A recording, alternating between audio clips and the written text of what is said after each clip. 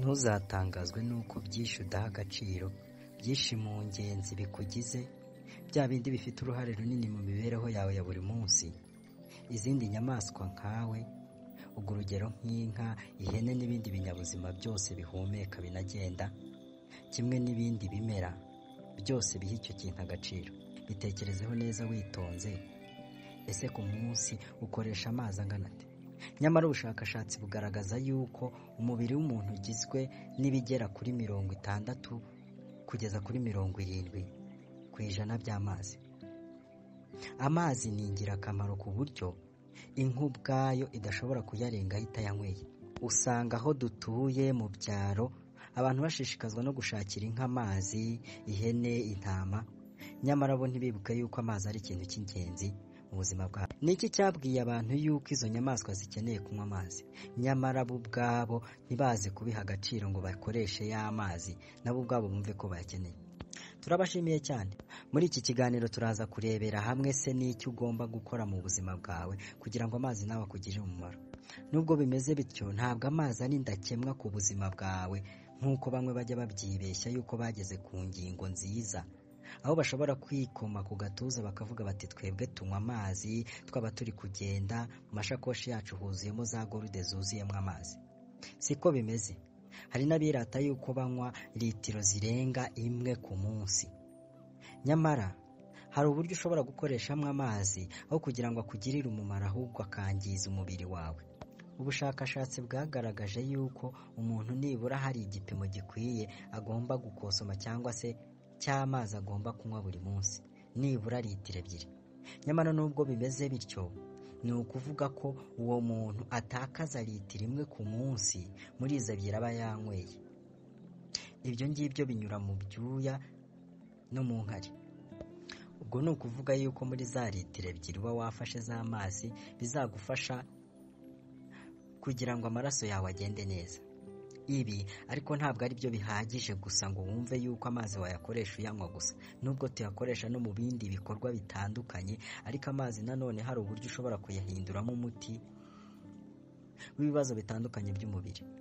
Urugero, amazi y'akazuyazi ushobora kuyifashisha uyicaramo bikakuvura kuribwa mu kiziba cy'inda igihe uri umukobwa.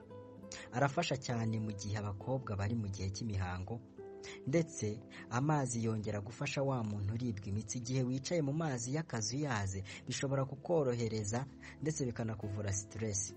Byongera gutuma amaraso yawe atembera neza, ndetse uturemangingo dufungura gusohoka kw'imyanda mu mubiri biciye mu ruhu tukabasha gufunguka neza ku buryo bikorohera guhumeka biciye mu ruhu.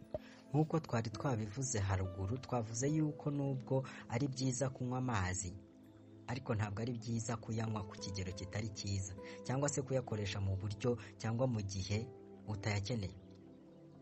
Hari byinshi twagusobanurira ahangaha tukakubwira tuti kunywa amazi ugiye kurya cyangwa se uri kurya ako kanya ntabwo ari byiza, kuko bishobora kukongerera umubyibuho ukabije.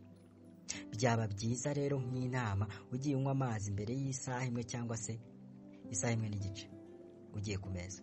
Amazi kandi kuyanywa urimo kwirukanka cyangwa se uri muri siporo ntabwo ari byiza. Benshi bakunda kuyifashisha ugasanga bafite uducupa tw'amazi igihe bari gukora siporo, akirukanka anywaho cyangwa se yasoza ako kanya agahita anywa amazi. Ntabwo ari byiza.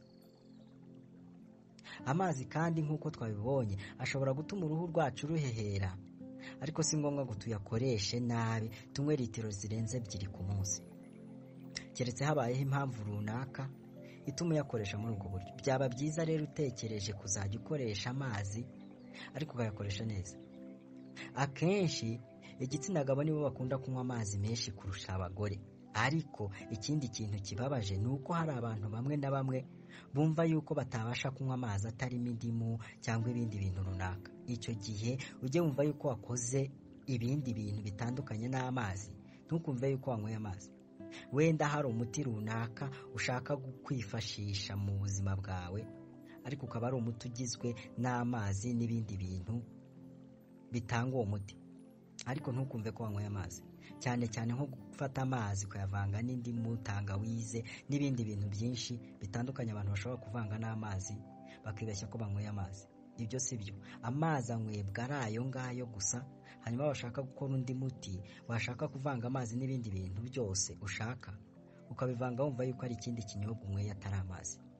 Indi nama ni uko hari abantu benshi bakunda kunywa amazi ako kanya bakagotomera, niba bavuga ngo litiro 2 ku munsi, ugasanga afashe litiro 2 akibyuka ahita azinywa zose zirarangira. Ibyo si byiza. Byaba byiza ugiye unywa y'amazi mu byiciro, mu gitondo se, saa 3, saa 4, saa 6. Byaba byiza cyane rwose ugiye ushyiramo tamoro cyangwa se ugashyiramo akanya hagati y'igihe wanywereye amazi amwe ndetse n'igihe wanywereye andi.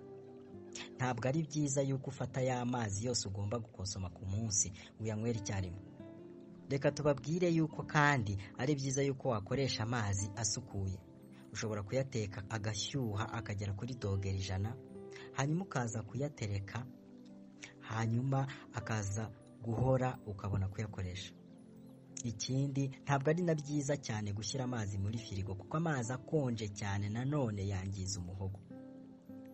Indi nama ni uko hari abantu benshi bakunda kunywa amazi ako kanya bakagotomera, niba bavuga ngo litiro 2 ku munsi, ugasanga afashe litiro 2 akibyuka ahita azinywa zose zirarangira. Ibyo si byiza. Byaba byiza ugiye unywa y'amazi mu byiciro, mu gitondo se, saa 3, saa 4, saa 6.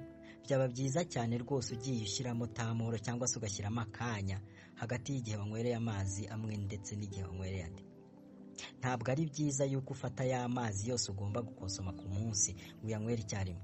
Nubwo ari byiza kunywa amazi, ariko ntabwo ari byiza kuyanywa ku kigero kitari cyiza cyangwa se kuyakoresha mu buryo cyangwa mu gihe utayakeneye. Hari byinshi twagusobanurira ahangaha tukakubwira tuti kunywa amazi ugiye kurya cyangwa se uri kurya ako kanya ntabwo ari byiza kuko bishobora kukongerera umubyibuho ukabije. Byaba byiza rero nk'inama ugiye unywa amazi mbere y'isaha 1 cyangwa se isaha 1 n'igice ugiye ku meza. Amazi kandi kuyanywa urimo kwirukanka cyangwa se uri muri siporo ntabwo ari byiza. Benshi bakunda kuyifashisha ugasanga bafite uducupa tw'amazi. Benshi bakunda kuyifashisha ugasanga bafite uducupa tw'amazi igihe bari gukora siporo, akirukanka anywaho cyangwa se yasoza ako kanya agahita anywa amazi. Ntabwo ari byiza. Amazi kandi nk'uko twabibonye ashobora gutuma uruhu rwacu ruhehera, ariko si ngombwa ngo tuyakoreshe nabi tunywe litiro zirenze 2 ku munsi, keretse habayeho impamvu runaka ituma uyakoresha muri ubwo buryo. Byaba byiza rero utekereje kuzajya ukoresha amazi ariko ukayakoresha neza. Akenshi igitsina gabo nibo bakunda kunywa amazi menshi kurusha abagore, ariko ikindi kintu kibabaje ni uko hari abantu bamwe na bamwe bumva yuko batabasha kunywa amazi atarimo indimu cyangwa ibindi bintu runaka. Icyo gihe ujye wumva yuko wakoze ibindi bintu bitandukanye n'amazi, ntukumve yuko wanyweye amazi. Wenda hari umuti runaka ushaka kwifashisha mu buzima bwawe, ariko ukaba ari umuti ugizwe n'amazi n'ibindi bintu bitanga uwo muti, ariko ntukumve ko wanyweye amazi. Cyane cyane nko gufata amazi kuyavanga n'indimu, tangawize n'ibindi bintu byinshi bitandukanye abantu bashobora kuvanga n'amazi bakibeshya ko banyweye amazi. Ibyo si byo. Amazi anywebwa ari ayo ngayo gusa, hanyuma washaka gukora undi muti, washaka kuvanga amazi n'ibindi bintu byose ushaka, ukabivanga wumva yuko ari ikindi kinyobwa unyweye atari amazi. Ubwo ni ukuvuga yuko muri za litiro 2 uba wafashe z'amazi bizagufasha kugira ngo amaraso yawe agende neza.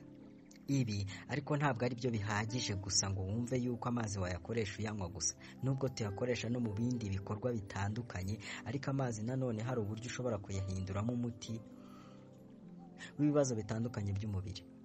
Urugero, amazi y'akazuyazi ushobora kuyifashisha uyicaramo bikakuvura kuribwa mu kiziba cy'inda igihe uri umukobwa. Arafasha cyane mu gihe abakobwa bari mu gihe cy'imihango, ndetse amazi yongera gufasha wa muntu uribwa imitsi. Igihe wicaye mu mazi y'akazuyaze bishobora kukorohereza ndetse bikanakuvura stress.